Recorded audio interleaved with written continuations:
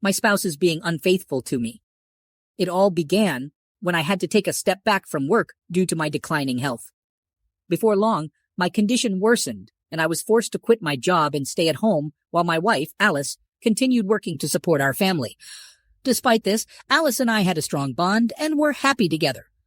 We come from a simple suburban neighborhood and had a traditional upbringing. Our families have been friends for as long as we can remember. We both went to a Christian school and then to college, where we started dating in high school and fell in love for the first time.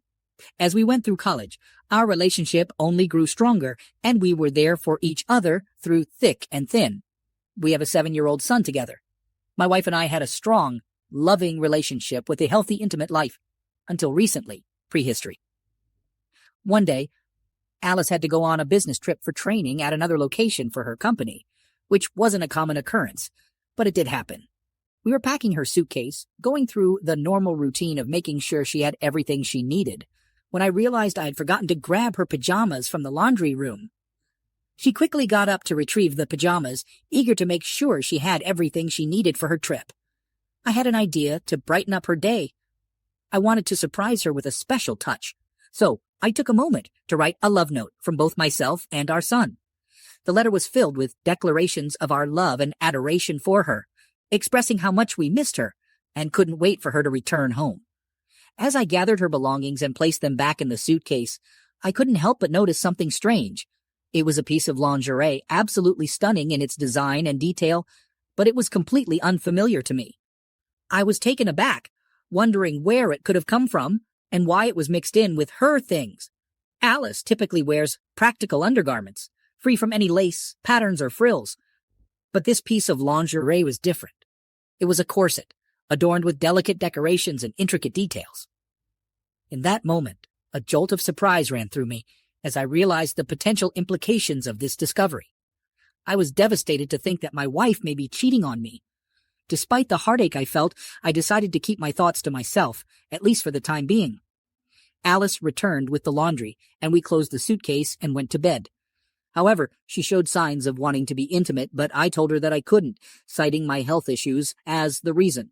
Although my body may have been willing, my mind was too consumed with the hurt and betrayal I felt to act on it. The entire night was filled with tumultuous thoughts as I tried to figure out the best way to approach the situation. I toyed with the idea of removing the suspicious lingerie from her suitcase, but quickly dismissed it as a temporary solution to a much larger problem. By dawn, I had a plan in mind. I had to drive Alice to work in the morning, and then take her to the airport a few hours later for her business trip. In preparation for her departure, I made a quick trip to the store to purchase something. I wrote her a note, subtle yet pointed, and placed it amongst the lingerie and protection kit in her suitcase. I couldn't help but wonder how long it would take for her to come across my message, as her trip was only slated to last 2 days. Business trip days. On the first day, she called me, seemingly unaffected by any guilt or wrongdoing, and we had a cordial conversation. However, I couldn't shake off the pain I was feeling, and our conversation lacked any real excitement or enthusiasm. I was on edge, waiting to see if she had found my letter. On the second day, her calls stopped, and I knew something was wrong. As I was tucking in our son for bed, she called to say goodnight to him. Afterward, our son handed me the phone, but she hung up immediately. My son said she sounded really sad. I called her back and we briefly talked. I said to her, "I'll call you later if you're not busy," with a firm emphasis on busy. When she didn't respond, I repeated the statement. Alice abruptly ended the call. A little while later, I tried calling her again and found her crying on the other end. Once she calmed down and stopped crying, I told her that we needed to have a serious... I had many questions and wanted to know the details of her infidelity, such as who she was with, where it happened, and when it occurred. I kept quiet and let her speak, carefully listening to her every word until she finished her story. Alice had been promoted and was now traveling for work to lead training sessions. The company would always put its employees up in luxurious, 5-star hotels near their workplace, complete with elegant rooms, a restaurant, and a bar. She explained that after her first training session, the whole team went out to a restaurant to relax and catch up with each other, but not to talk about work. After work, some colleagues invited her to go to a bar, and she agreed to join them. At the bar, she witnessed a striking scene. A woman sat alone at the bar, chatting with the bartender, when a man approached her and offered to buy her a drink. They chatted for a while and then left together, heading to the woman's room. Alice was taken aback by how easy it was for the woman to find a partner for the night. She had never seen anything like this before, as she and I were never interested in frequenting bars and nightclubs. After each work training session, Alice followed the same routine. Dinner with coworkers, followed by a trip to a bar. On the second night, she saw the same woman from the previous evening at the bar, now being approached by another man who bought her a drink before the two of them disappeared to a hotel room. Alice told me that she was fascinated by the encounter and started to have fantasies about it. She explained that the idea of having a one-night stand with a stranger filled both her own desires and her fantasies. I was shocked. This pattern continued for the next 5 business trips. Later, her business trips came to an end, and she didn't travel for a long time. Alice said she felt deprived as she missed that kind of sexual experience. When being intimate with me, she couldn't find complete satisfaction. The truth is, we never talked about our desires with each other. In our relationship, it was the norm to keep these kinds of topics quiet and not discuss them. So she felt that sleeping with someone else wasn't considered cheating because it was just physical gratification, while she had an emotional bond with me. 2 months ago, Alice embarked on a new adventure, her first business trip in what felt like an eternity. She was excited to be back on the road, traveling to new cities and meeting new people. She was only gone for 2 short days, but she had a packed schedule, work, dinner, and drinks at the bar. According to her, on the first night at the bar, she felt insecure after comparing herself to the other women in the establishment. The next day, she took action by purchasing a corset, and by that evening, she was already wearing it at the bar. As she took a seat at the bar, she didn't have to wait long before a man approached her and struck up a conversation. He seemed charming and charismatic, and before she knew it, he was inviting her to his room. However, at that moment, Alice's excitement quickly turned to disgust as she realized that she wasn't comfortable with what was happening.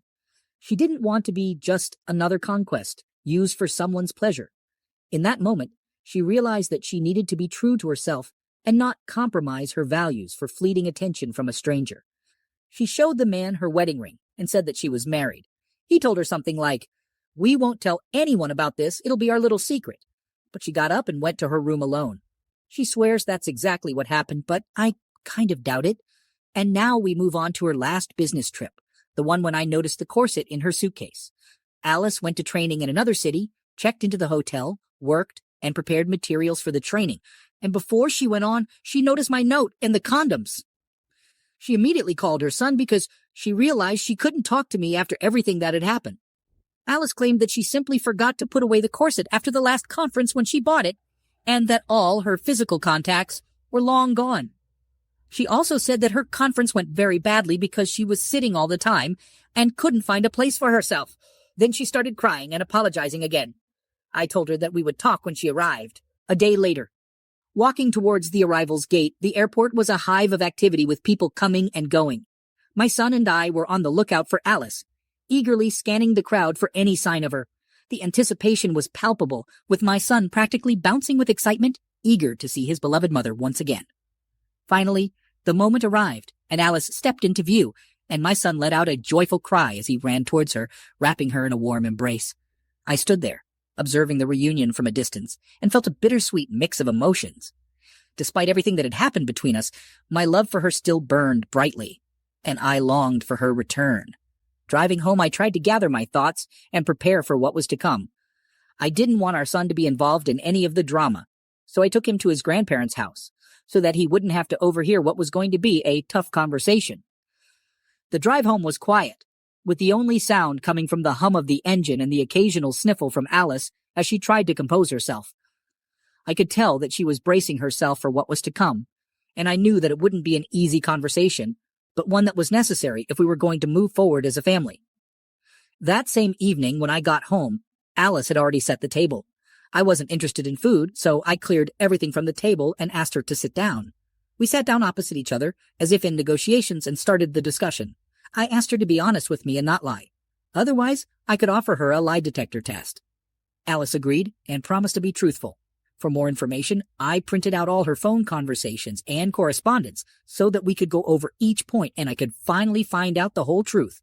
I could see the tension in her face as I probed deeper into the story she had told me, trying to piece together the events of her business trip. I asked specific questions, trying to get a clear understanding of what had happened and to determine if her story was consistent with the facts. At first, she seemed taken aback by my questioning, as if she felt I was doubting her honesty. But I knew Alice too well. I knew that she has always been truthful with me, never once lying or even stretching the truth, even in small ways. I had seen her face this same dilemma many times before. When faced with the choice of being dishonest or avoiding the question, she would always take a moment to carefully consider her answer. With this knowledge in mind, I repeated my questions, trying to read her reactions and determine if she was being truthful or not. Afterwards, I brought up the topic of the black lacy lingerie I had found in her suitcase.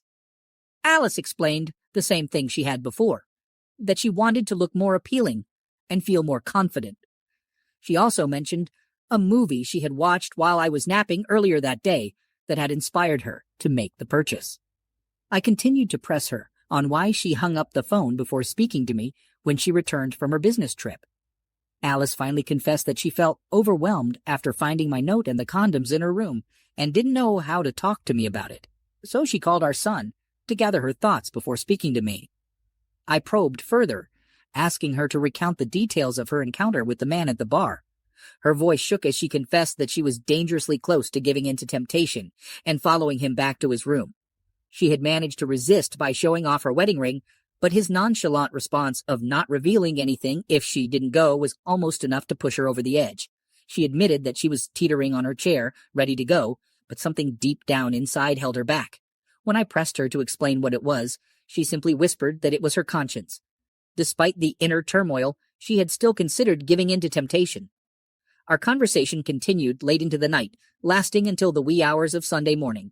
As the day went on, I couldn't shake the feeling that there was still something I was missing, so I delved deeper into her phone and scoured it for any signs of infidelity. However, I came up empty-handed. The phone records showed no unusual numbers or deleted messages that would suggest anything was amiss. I even called some numbers that Alice couldn't recall, but they all turned out to belong to harmless businesses or entities. The thing that troubled me the most was the idea of emotional and physical thing being separate. I grilled Alice on this topic, trying to understand her thought process. For me, our encounters were always a deep expression of our love for each other. I couldn't wrap my head around the idea of physical connection being anything other than a manifestation of our emotional bond. Alice finally confessed that sometimes, during intimate moments with me, her mind would wander, and she would imagine being with another man, but she couldn't bring herself to imagine his face. After a couple of days, as my spouse and I hail from devout families, we were active members of our church community and regularly attended services. During a conversation with our pastor after church service, I asked for his guidance on a personal matter affecting our family. We scheduled a private meeting with him and awaited his instructions. He also told us about a marriage retreat program being hosted by local churches in September, complete with guest speakers and interactive workshops aimed at improving relationships and resolving issues. The thought of finding a marriage counselor even crossed my mind. With a strong resolve, I decided to fight for our marriage and family. Despite her heartfelt apology and obvious remorse, I couldn't shake off the uncertainty that lingered between us. Alice and I have known each other for almost our entire lives, and I was familiar with her tendencies and behaviors. However, we still felt it necessary to seek guidance from our pastor and had scheduled a marital consultation for the following September. We were determined to face any potential infidelity head-on and work towards repairing our relationship. As days passed, Alice and I slowly returned to our familiar routines, no longer awkwardly avoiding each other as we had in the aftermath of the events. Our bond began to mend, particularly since we have a son and wanted to provide him with a stable, loving home. My wife and I decided to seek the support of our families during a difficult time in our relationship. We were grateful for their understanding and discretion as they listened and provided comfort during this challenging period. In an effort to strengthen our bond, we followed the advice of our pastor and started praying together.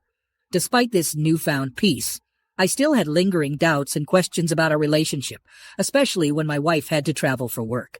I hoped that attending family therapy would provide answers and help us work through these issues. In the meantime, we made an effort to spend quality time together as a family, going on picnics and other fun outings. 1 week later, finally, the day of our first family therapy session arrived and we both had a chance to open up and share our thoughts and feelings. I shared my need to understand what had happened and what led to the events that took place. Without getting into too many details, I discussed the pressure my wife faced as the main financial provider and the struggles that come with it. Alice also talked about the challenges she faced observing our son's growth and the stress it put on her. I acknowledged that my own personality added to this stress, and sometimes it became too much to handle. However, after the therapy, we started to see positive changes in our relationship and communication. We started talking more and more every day. Although there were instances of intimacy, I still had lingering concerns about the root cause of everything. After the therapy sessions, I was feeling hopeful that we were making progress. But one day, when my wife returned home, she seemed distant and not like her usual self. She went straight to bed after a quiet dinner and asked me not to disturb her, which was very out of character. I was curious and asked her what was wrong, but she just shook her head and said, "Soon." As the days passed, I grew increasingly worried about my wife's behavior. I tried to reach out to her and talk, but she was distant and unwilling to open up. I felt like I was losing her and I didn't know how to fix things. I couldn't shake the feeling that something was seriously wrong. The therapist suggested that I give her some space and let her process what she had discussed in her private session. However, as the weekend approached and she packed her bag to go stay with her parents, I couldn't help but feel like I was being left behind. I was desperate for answers and frustrated that the therapist couldn't give me any more guidance. It was a trying time for our relationship, and I was not sure what the future held. So finally, my wife and I had our next session with our counselor. As soon as she sat down and took my hand, she said she had some serious news to share. I could feel my heart drop as I braced myself for what was to come.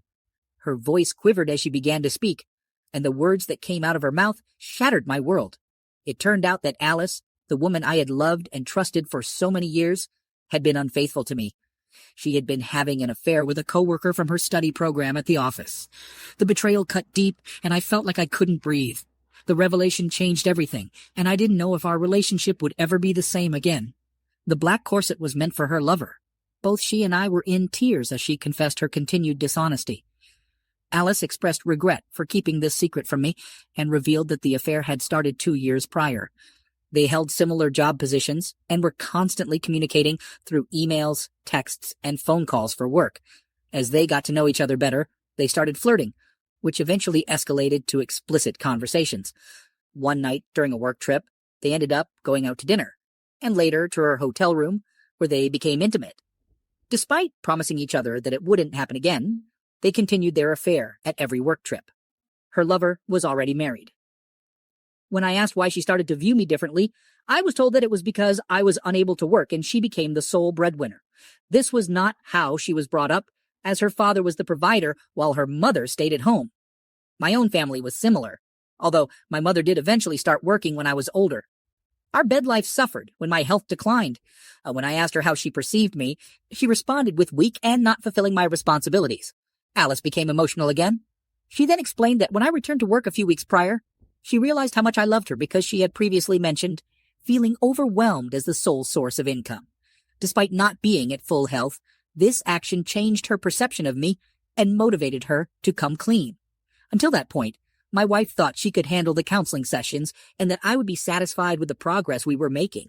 But the therapist saw right through her and suggested that she start individual counseling to be able to openly confess the truth, both to the therapist and eventually to me. After that, I've taken the difficult step of filing for divorce, and now I'm waiting for my wife's signature on the paperwork. Despite still having feelings for her, it's hard for me to trust her after everything that's happened.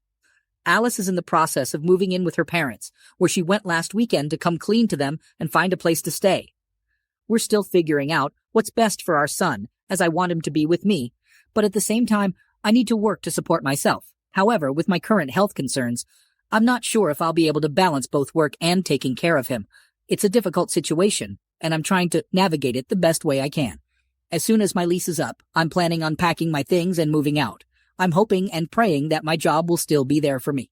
This week, I took a day off from work, which my boss was fine with, but my partner wasn't too happy about it. One possibility I'm considering is moving in with my parents, which would drastically cut down my travel time to see my son, who may still be with Alice, from 40 minutes to just 10. With Alice, It's looking like we'll only have a co-parenting relationship for the sake of our son. It's a difficult situation, but I'm doing my best to make it work.